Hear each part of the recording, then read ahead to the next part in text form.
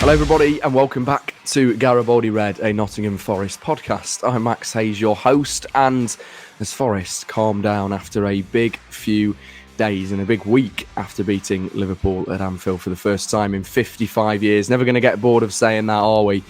Forest travel to Brighton this weekend on Sunday, 2 o'clock in front of the Sky TV cameras for another Premier League clash to discuss all of that, and also some news coming out of the City ground today with Evangelos Marinakis doing a bit of an exclusive interview talking about wanting a 50,000-seater stadium. We will touch on that and lots more throughout, joined by Sam Evans. Tricky tease. I always, mate, it's such a tongue twister that sometimes.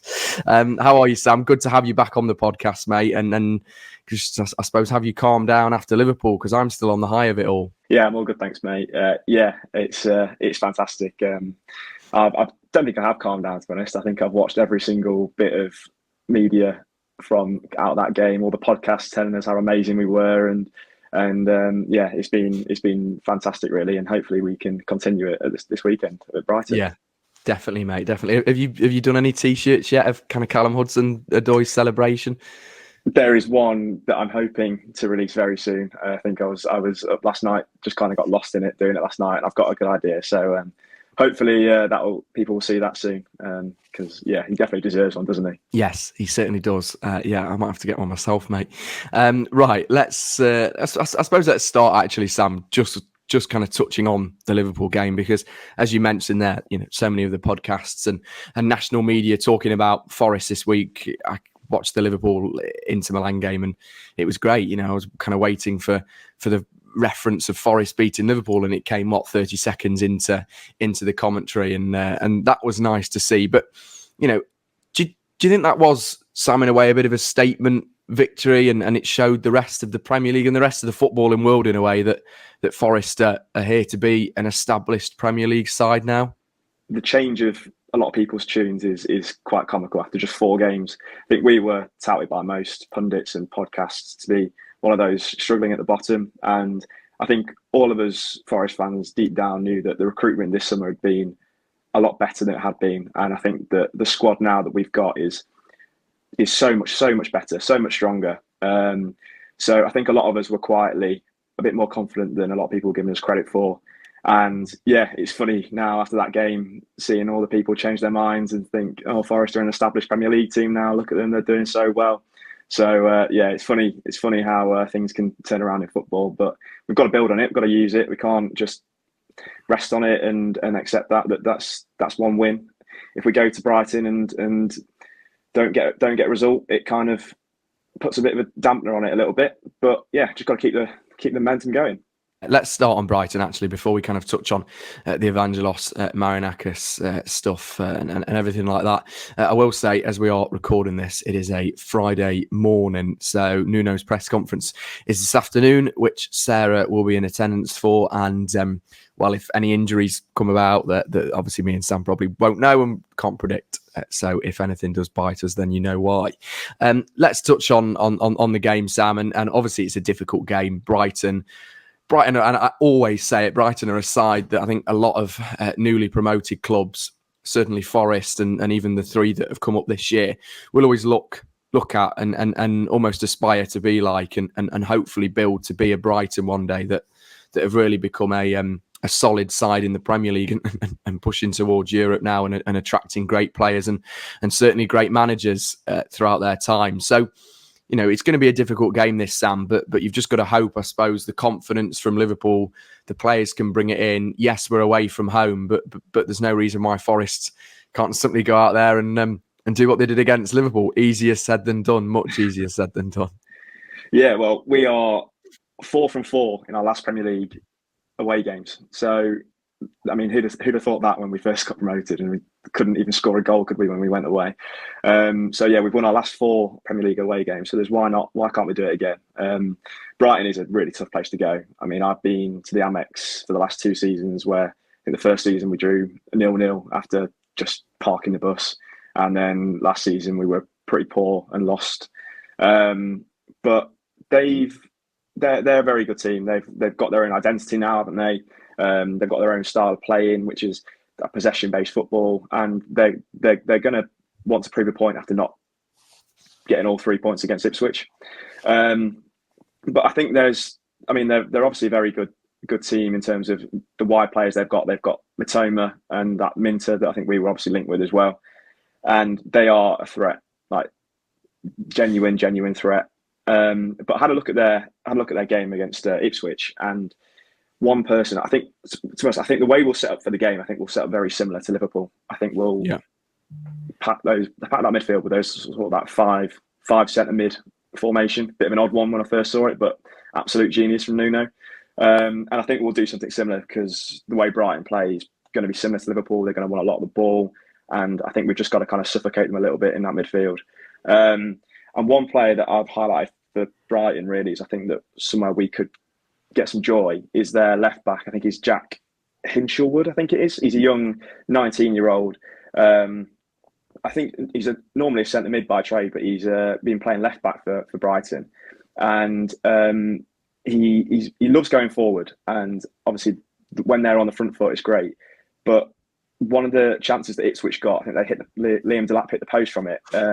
He bombed forward and left a massive gaping hole at the left side of Brighton's defence, and Delap just ran through. And I thought that's the exact perfect thing that we're after. If it's 0-0 after 70 minutes, like it was at Anfield, and Brighton are pushing forward because they need that, they want those 3 points, and you've got your left back bombing on, and we've brought Anthony Elanga on, or someone like Callum Hudson-Odoi that can really expose those fullback positions when they're trying to go for it. It's the perfect recipe for another 1-0 away win, like we just had. Yeah, it certainly is, mate. It certainly is. And I suppose just touching on the formation, I was just looking at Brighton's squad there, and you've obviously got Ruter, who's a player that has haunted Forest in the past many times, and will be someone that I'm sure Nuno and the staff will be singling out. But in terms of the formation and Forest setting up, do you expect to see any changes, Sam, or do you think Nuno goes with the same squad pretty much? He might change the formation slightly, but in terms of personnel, don't fix what's not broken, right? Yeah, I think the way that Brighton play, like I said, I think it's very similar to Liverpool in terms of that possession-based football. So I can't see him changing it, and I think it would be, a lot of managers don't like doing it. If you get a good result, I don't think changing a settled team now for that sort of system really is a good idea. Yeah, I think it worked really well, and that midfield five, you almost want to call it, they're so dynamic, all of them. So it works really well. I'm just desperate for a free kick or something 25 yards out. That's what I'm desperate for. From James Ward-Prowse, yeah. Absolutely, yeah. Yeah, and just staying on James Ward-Prowse, actually, Sam, me and Mark talked about it on the podcast last week. We're struggling to predict where he'd kind of fit into this Forest side, and particularly in the formations that we've been used to seeing, and obviously utilising the wide players in terms of Callum Hudson-Odoi and Anthony Elanga. But, obviously those two were dropped to the bench against Liverpool to start with, and Ward-Prowse fitted in very nicely. And as a lot of people were talking about, he kind of went quite unnoticed, which was nice to see. And he just slotted in brilliantly. I mean, do you expect Forest to almost utilise him again at the weekend? Yeah, like he was unnoticed, but he was in the top of a lot of the stats, wasn't he? Which is perfect, exactly what you want. I think he'll play. I think he was, like you say, very, very, very steady in there. And I mean, everyone knows he's a fantastic footballer. And I think on these sort of occasions, like I say, just for the off chance you get a set piece or a free kick or something like that, he is the best in the Premier League at it. So he has scored the most goals in Premier League history from free kicks. So it's almost like your kicker in NFL. He's that sort of player, and obviously he's a very good footballer as well. I'm not trying to discredit him for that, but just for those moments, you think it's just worth having him in that team. Yeah, do you know NFL is just something I've never ever followed. I honestly should get into it more, but I just can't. And it's kind of on at silly times as well. I can hear American Mark now shouting at me down there, down through through the podcast. You need to get into NFL, Max. Right, before we kind of finalise our Brighton predictions, we've got to touch on some big news that's kind of come out of Forest the past few days. The brilliant Natalie Jackson from BBC East Midlands Today has got an exclusive interview with Evangelos Marinakis on what would have been, as well as we record this, Brian Clough's. It was the anniversary of Brian Clough passing away, and of course the legacy for him lives on. And Marinakis touches quite nicely in this interview about Brian Clough. It is out tonight if you want to watch it. But Marinakis talks quite openly about hoping one day to turn the City Ground into a 50,000 seater stadium. Obviously, the expansion would go beyond Forest's existing plans already to increase the ground capacity from, well, it's up to 42,000 through the rebuilding of the Peter Taylor and extension of the Bridgeford stand. But it seems like Marinakis wants more, and they're looking at buying land and houses around the kind of area of the City Ground and West Bridgeford to make sure that Forest can have that 50,000 seater stadium. We've kind of got to touch on that, and also absolute credit to Marinakis. And I, for one, have criticised decisions that the ownership have made in the past, but he also donated £8,000 this week to a local grassroots side in Nottingham that needed some money for some repairs, and absolutely brilliant gesture from the big man. And I suppose, Sam, it just shows, particularly the 50,000 seater stadium, almost ambition. It just shows that this ownership is here to stay, and that Forest have got big plans moving forward. And Marinakis, has certainly done the right thing, and will continue to invest heavily into the club. Yeah, it's really positive to see. I think I said earlier that I've watched all the podcasts and all the pundits talk about it. I think Simon Jordan was on TalkSport talking about the fact that Forest can never be, as much as they can establish themselves as a Premier League team, that we can never be a powerhouse again that Marinakis kind of wants. And I just don't think Marinakis cares what anyone thinks. I think he's going to do whatever he can to get us back to that top level. And it's great to see. I mean, that's all you can ask for as a fan, really. And he's listening to what we're saying. We've had that whole debacle about moving to God knows where, and he's clearly listened to it, and he's incorporated that into his plans and what he wants to do as well. So yeah, can't say a bad word about it at the moment. Yeah, and I suppose just how important, as well, Sam, you've followed the club all your life, the same with me, and going to the City Ground, and everyone talks about it, and you do get a bit sick and tired of talking about it, but it is one of the best football grounds in England. I speak to so many different football fans most days, and everybody, as soon as you tell them that you're a Forest fan, whoever they are. I can always remember I went down to London a couple of weeks ago, and I got into the back of a cab, and you get talking about football, and I told the taxi driver I was a Forest fan, and the first thing he said, he was a West Ham fan. He just said to me, I absolutely love the City Ground. I absolutely love the walk over Trent Bridge from the train station. I love the atmosphere and everything about it. And it really is one of those iconic football grounds. So for Marinakis to say that we're going to stay there, and for Forest to continue to build on almost that legacy created at the world famous, just I suppose, how important is that as well?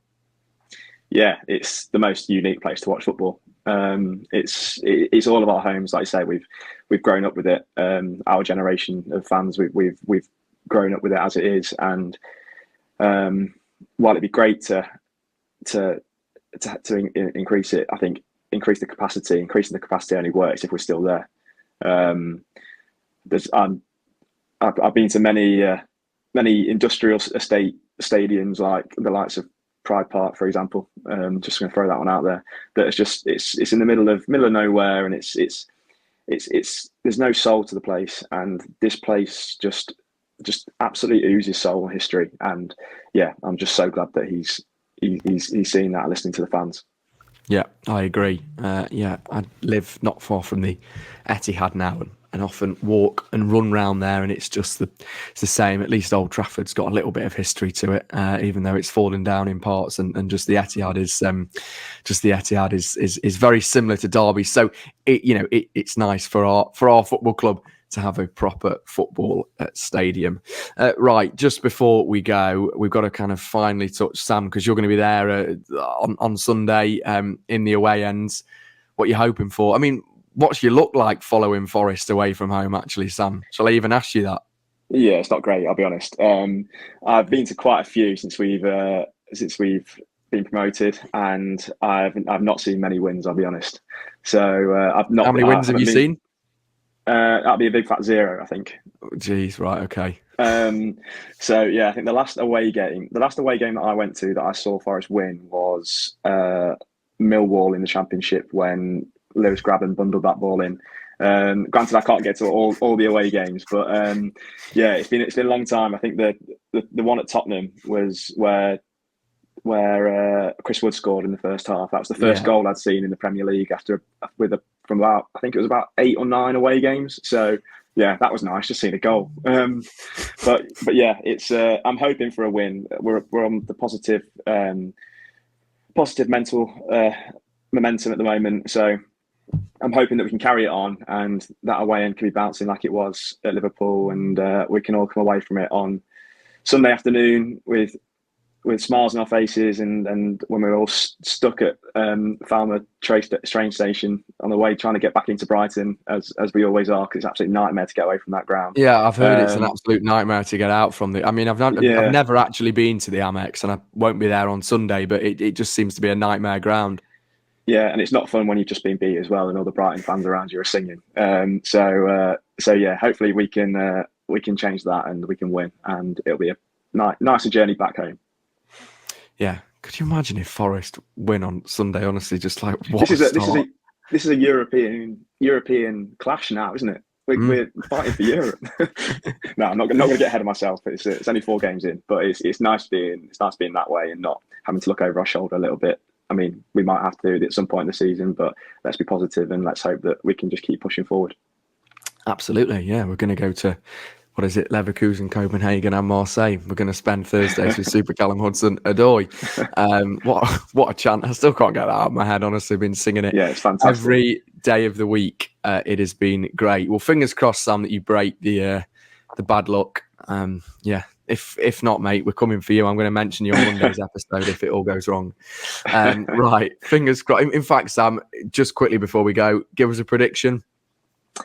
I think that it will be a cagey game for 70 odd minutes, and either we're going to nick it 1-0 like we did, or my head says it's realistic, it's going to be a draw. I would take a 0-0, to be honest with you. I would absolutely take a 0-0. So, yeah, well, okay. I'm going to go. I'm going to throw it out there. I said that we beat Liverpool last week. I'm going to say that Forest are going to win this. I think it will be KG. I think we'll go 2-1. I think I keep saying it, but I think Jota Silva is going to get on the score sheet very soon in the Premier League as well. So I'll predict him to score 1 and Chris Wood to score the other, like Lovely. He does. Chris Wood scores goals. We will take that indeed. 2-1 win. That would do us nicely. We shall be back on Monday. Yeah, it will be Monday. For our main episode to reflect on, hopefully, a Forest win, another Forest win. We'll also be back throughout next week. A few things just before we go. Do give our 2 Liverpool episodes that we did reflecting on them. We did quite a bit of a raw emotional one on Saturday night, and then a more sit down one on Sunday. So give those a listen if you still want to kind of talk about the highs of that big win for Forest, and also there's some audio only ones coming out on Spotify soon that we will be doing. So keep across those across Garibaldi Red, and we shall be back on Monday. Sam, thank you as ever, mate. Good to have you with us. I'm sure we will see you soon. In fact, Sam, just quickly as well, always got to give you a chance to do it. Tell everyone where they can find the business, the t-shirts and everything like that. Yeah, sure. Thanks, mate. I've got an Instagram account called Tricky Tees, and yeah, I've got a few t-shirts coming out. Hopefully, Callum Hudson-Odoi t-shirt in the next, hopefully in the next day or 2. And yeah, there's a new Nuno design based on his chant, which did really, really well. So I'm really grateful for anyone that bought one of those. So yeah, go and check me out, give me a follow, and yeah, it's much appreciated. Good stuff. Yeah, love that Nuno chant.